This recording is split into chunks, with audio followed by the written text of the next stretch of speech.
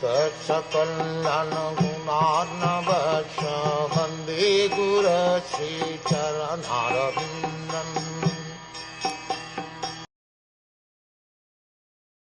Sri Nārad Muni asked Brahmaji, O chief amongst the demigods, O firstborn living entity, I beg to offer my respectful obeisances unto you.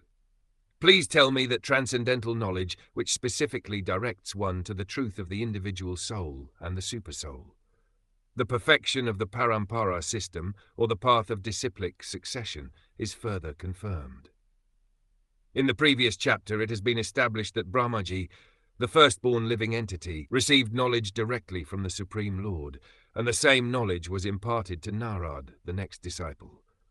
Nārad asked to receive the knowledge, and Brahmaji imparted it upon being asked.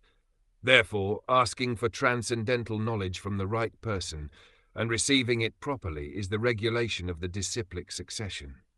This process is recommended in the Bhagavad Gita. The inquisitive student must approach a qualified spiritual master to receive transcendental knowledge by surrender, submissive inquiries and service. Knowledge received by submissive inquiries and service is more effective than knowledge received in exchange for money. A spiritual master in the line of disciplic succession from Brahma and Nārad has no demand for dollars and cents. A bona fide student has to satisfy him by sincere service to obtain knowledge of the relation and nature of the individual soul and the supersoul.